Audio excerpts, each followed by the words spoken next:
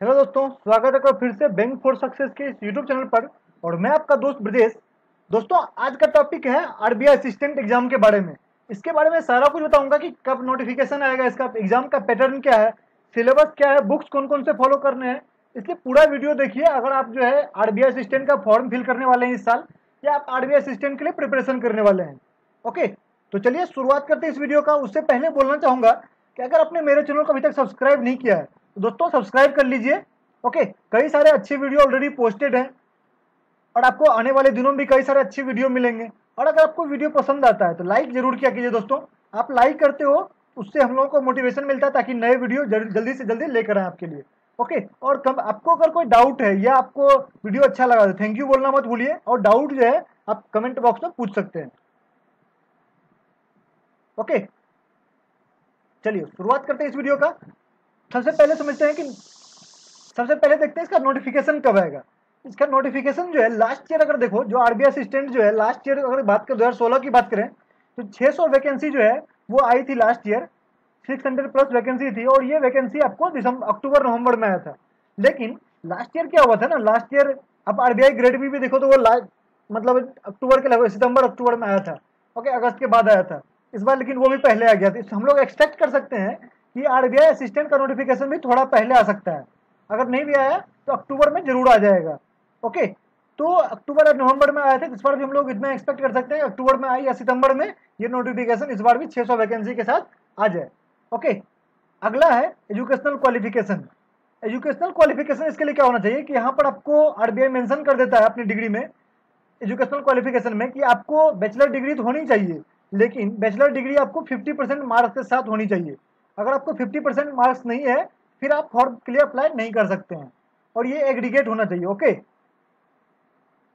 उसके बाद वो लोग ये बोलते हैं कि आपको कंप्यूटर पर वर्किंग का अच्छा एक्सपीरियंस होना, ये एक्सपीरियंस होना चाहिए कि आपको एक तरह से कंप्यूटर नॉलेज होना चाहिए कि आपने कंप्यूटर पर काम किया, वर्ड प्रोसेसिंग वगैरह पर अपने पीसी पर काम किया है।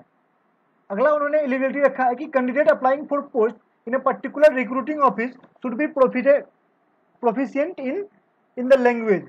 मतलब कहने का है कि ये जोनल वाइज वैकेंसी होती है, असिस्टेंट लेवल वैकेंसी है, जोनल वाइज वैकेंसी होगी।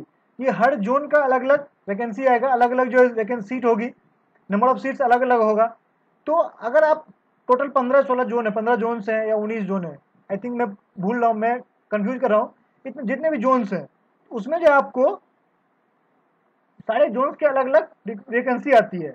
ओके, तो उसमें अगर आप जैसे मान लो आप महाराष्ट्र से हो और आपका जो है जोन जो है वो मुंबई जोन में, मुंबई जोन से आप बिलोंग्स करते हो, आपको मुंबई जोन में जो है फिर आपको मराठी आनी चाहिए, या उस जोन के लिए जितनी भी लैंग्वेज जो है नोटिफिकेशन में मेंशन्ड है वो लैंग्वेज आनी चाहिए, तभी आप उस महाराष्ट्र से या मुंबई से आप फॉर्म भर सकते हो, मुंबई जोन से। ओके, कहने का मतलब है कि जो भी जोन है वहां से अगर आप तभी भर सकते हो जब वहां का आप लोकल लैंग्वेज आपको पता है, उस लोकल लैंग्वेज आप प्रोफिशिएंट हो, आप लिखने पढ़ने और बोलने आपको आता है। और एज की बात करें तो यहाँ पर एज क्राइटेरिया जो है 20 साल से लेकर 28 साल तक है। लास्ट ईयर अगर आप देखो तो लास्ट ईयर 7/11/2016 तक मेंशन किया गया था, तो अगर इस बार भी उतना तक ही फॉर्म आता है, मान लीजिए अक्टूबर नवंबर में फिर से फॉर्म आता है, तो फिर से अगर आप देखो तो 7/11/2017 तक रहेगा। लेकिन अगर फॉर्म पहले आया ये डेट चेंज भी कर सकता है। ओके, एप्लीकेशन फी की बात करें तो ये 50 रुपए से लेकर 400-450 तक है। 50 रुपए रिजर्वेशन कैटेगरी के लिए, और जो नॉर्मल कैटेगरी जो जनरल या ओबीसी है उनके लिए 450 रुपए है। और एग्जाम जो है ये आपको 3 फेज में कंडक्ट किया जाएगा, प्रिलिमिनरी होगा, मेंस होगा, और यहाँ पर इंटरव्यू भी कंडक्ट किया जाएगा इस एग्जाम के लिए। भले ही क्लरिकल लेवल एग्जाम है लेकिन यहाँ पर इंटरव्यू 35 मार्क्स का कंडक्ट किया जाता है। अब देखते हैं पैटर्न क्या है। अगर प्रीलिम एग्जाम के पैटर्न की बात करें तो यहाँ पर आपको सेम पैटर्न जैसा बैंक का एग्जाम का होता है वैसा, ये कुछ भी नया नहीं है। 30 मार्क्स इंग्लिश लैंग्वेज से, और न्यूमेरिकल एबिलिटी और रीजनिंग एबिलिटी से 35 मार्क्स के होते हैं। टोटल आपको 100 मार्क्स, 100 क्वेश्चन और 1 घंटे का टाइम मिलता है। मैक्सिमम जितना आप स्कोर कर लो उतना आपके लिए बेनिफिशियल होता है। अगर आप लास्ट ईयर के कटअप की बात करें 65 प्लस कटअप गया था, तो आपको भी उतना स्कोर करना पड़ेगा। अगर आप मेंस एग्जाम देना चाहते हो तो मेंस एग्जाम में जाना चाहते हो, आपको 70 के लगभग स्कोर करना पड़ेगा इस प्रीलिम एग्जाम में, इस सेक्शन में आपको आगे लेवल में जाने के लिए, मतलब मेंस एग्जाम में जाने के लिए आपको उतना स्कोर करना पड़ेगा। अगला एग्जाम है, अगला इसका है मेंस एग्जाम का पैटर्न क्या है। लास्ट ईयर की बात करें तो लास्ट ईयर ऐसा कुछ मेंस एग्जाम का पैटर्न था कि हर सेक्शन से 40-40 क्वेश्चन पूछे गए थे, और एक्सपेक्टेड है कि इस बार भी ऐसा ही कुछ पैटर्न रहेगा। ओके, और यहाँ पर इंडिविजुअल टाइम अलग अलग सब्जेक्ट के लिए नहीं दिया गया था, जैसा कि IBPS PO या क्लर्क में देखो उस तरह से दिया गया था, ऐसा कुछ नहीं था। इन्होंने कंपोजिट टाइम दे रखा था, मतलब आपको ओवरऑल 2 घंटे का टाइम दिया गया है। हर सेक्शन से आपको 40-40 क्वेश्चन है और आपको 40 मार्क्स भी है हर सेक्शन के, तो टोटल 200 क्वेश्चन के 200 मार्क्स आपको दिए गए थे। ओके, और इसी पर आपका सिलेक्शन होना था। अगर आप प्रीलिम एग्जाम की बात करें, जो सिलेबस की बात करें, तो प्रीलिम एग्जाम का सिलेबस जो है वो इस तरह से कुछ रहेगा। ये 3 सेक्शन जो है 90% चांस है आपको इन 3 सेक्शन से जो है 10-10 क्वेश्चन पूछे जाए, टोटल 30 क्वेश्चन यहीं से कंप्लीट कर लिए जाए। ओके, अगर ऐसा नहीं हुआ लेकिन आप इन तीनों सेक्शन का भी प्रिपरेशन करके जाइए, या फ्रेज रिप्लेसमेंट, सेंटेंस इंप्रूवमेंट, जो नए पैटर्न के क्वेश्चंस होते हैं, रीडिंग कॉम्प्रिहेंशन और क्लोज टेस्ट तो चांस है कि 10-10 रहेंगे ही, लेकिन जो एरर करेक्शन है वो कई बार चेंज किया जा रहा है। दो तीन एग्जाम हुए अभी, उसमें बदल बदल के आ रहा है। ओके, तो आपको इसको प्रिपेयर करना पड़ेगा, इन सेक्शन को प्रिपेयर कर लीजिए, कुछ भी आपको पूछा जा सकता है। लेकिन ये 10-10 वाले पैटर्न ही मोस्टली चांस है कि 10-10 वाले पैटर्न जो होते हैं, 10-10 क्वेश्चन तीनों सेक्शन से पूछ जाते हैं, वही फॉलो किया जाएगा। ओके, अब बात करते हैं क्वांट में। क्वांट सेक्शन में क्या होगा कि आपको डाटा इंटरप्रेशन से पूछे जाएंगे 5 क्वेश्चन, 15 क्वेश्चन के लगभग जो आपको सिंप्लीफिकेशन से पूछे जाते हैं। ओके, 5 अप्रोक्सीमेशन या 10 जो है अप्रोक्सीमेशन, 10 या 15 को 10 क्वेश्चन आपको यहाँ से आते हैं। ओके, और आपको 5 क्वेश्चन जो है नंबर सीरीज होता है, तो टोटल कितने हो गए 5 मार्क्स यहाँ से हो गए 10, 25, और यहाँ से आपको 10 क्वेश्चन पूछे जाते हैं। इस तरह से ये कुछ जो है ये 35 नंबर डिवाइडेड होता है, तो आपको यहाँ से मैक्सिमम स्कोर करना है ताकि आप 70 प्लस जा सको और आपका कट ऑफ क्लियर हो सके, ओवरऑल कट ऑफ जो आपको प्रीलिम एग्जाम का क्लियर हो सके। ऐसा कुछ आपका सिलेबस रहेगा। तो आपको फोकस कहाँ पर करना है, सिंप्लीफिकेशन, अप्रोक्सीमेशन पर, डाटा इंटरप्रेशन पर, नंबर सीरीज पर, और अर्थमेटिक सेक्शन जहाँ से कह सकते हो profit and loss, partnership, time and distance, time and work, उसके बाद हो गए आपको जो प्रॉब्लम्स ऑन एज होते हैं वो क्वेश्चंस आपको पूछे जाते हैं। ओके, अब रीजनिंग सेक्शन की बात करें, रीजनिंग सेक्शन में आपको सिटिंग अरेंजमेंट पूछा जाएगा, फ्लोर अरेंजमेंट पूछा सकता है, टेबुलर अरेंजमेंट पूछा सकता है, 2 से 3 जो है पजल आपको पूछे जाते हैं नॉर्मली। ओके, उसके बाद आपको रैंकिंग, डायरेक्शंस, ब्लड रिलेशन के क्वेश्चंस होते हैं। उसके बाद आपको इनइक्वालिटी होता है, अल्फा न्यूमेरिक सीरीज के आपको 10 क्वेश्चन, 5 क्वेश्चन, 5-7 क्वेश्चन होते हैं। अल्फा न्यूमेरिक सीरीज से आपको 5 से 7 क्वेश्चन होते हैं, ये आपको देखना पड़ेगा। उसके बाद आपको सिलोगिज्म पूछा सकता है, कोडिंग डिकोडिंग आपसे पूछी जा सकती है। ओके, ये कुछ आपका सिलेबस रहेगा, वो रीजनिंग सेक्शन का आपका प्रीलिम एग्जाम का सिलेबस रहेगा।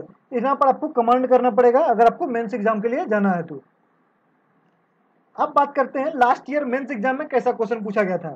यहाँ से आपको कुछ ऐसा ही कुछ आपको सिलेबस भी रहने वाला है। मेंस एग्जाम का सिलेबस के लिए नहीं बता के डायरेक्ट मैंने आपको ये बता रहा हूँ कि लास्ट ईयर कैसा क्वेश्चन रहा था, और ये टॉपिक जो है काफी इंपॉर्टेंट है अगले साल के लिए भी।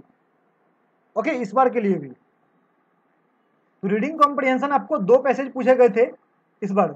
जो 2 पैसेज थे, 1 RC was based on Japan national bank, एक जो था, एक आरसी जो था उसमें फाइनेंशियल था, मतलब एक फाइनेंशियल टॉपिक पर था, और 1 आरसी कंसिस्टेड ऑफ, और उसमें जो था 1 आरसी में कुछ भी मतलब एक कह सकते हैं आप वर्ड मीनिंग नहीं था, और दूसरे वाले आरसी में जो था एंटोनिम और सिनोनिम के क्वेश्चन जो थे ओके वो पूछे गए थे।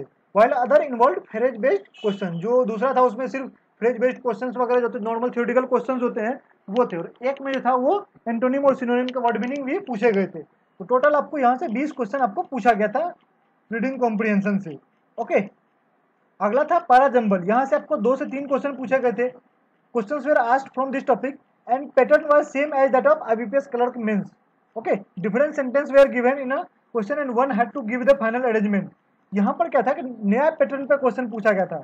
एक ही क्वेश्चन, एक क्वेश्चन में आपको 5 ऑप्शन दे दिए गए थे और पांचों का आपको अरेंज करना था। ओके, जैसे पहले क्या होता था कि आपको अलग अलग जो है 5 क्वेश्चन दिया होता था, मान लीजिए एक क्वेश्चन था उसमें 5 सेंटेंस दिए होते थे, पांचों का आपको अरेंज करना था, उसमें 5 क्वेश्चन दिया होता था।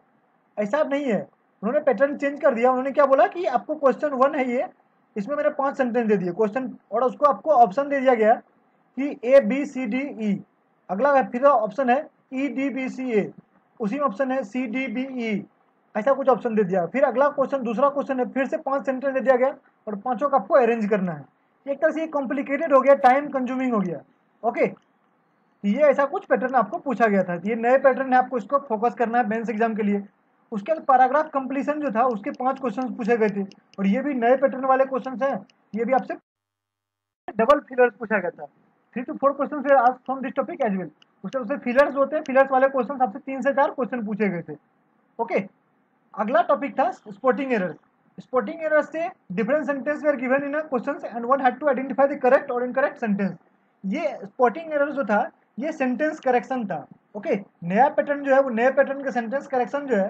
सेंटेंस करेक्शन क्या होता है? एरर करेक्शन और सेंटेंस करेक्शन में दोनों में डिफरेंस है दोस्तों, ये समझिएगा। एरर करेक्शन क्या हुआ कि आपको एक क्वेश्चन दिया गया है, उसमें ए बी सी डी ई एक सेंटेंस है पूरा, एक या दो सेंटेंस है उसमें, और उसमें A B C D mark किया हुआ है, ऐसे करके आपको दिया हुआ है। कुछ दिया, एक पार्ट है उसका ए फिर से मार्क किया हुआ है, अगला पार्ट है फिर उसको बी मार्क किया हुआ है, उसका अगला पार्ट है सी मार्क किया हुआ है। आपको बताना है कि कहाँ पर एरर है, ए पार्ट में एरर है, बी में एरर है, सी में एरर है, ये आपको मेंशन करना है, ये चूज करना था। ये एरर स्पॉटिंग हुआ जो कि पहले पूछा जाता। अब उन्होंने नया पैटर्न क्या ला दिया कि आपको एक क्वेश्चन में, क्वेश्चन ये मान लीजिए क्वेश्चन 1 है, इसमें आपको 5 सेंटेंस दिया गया, A B C D E.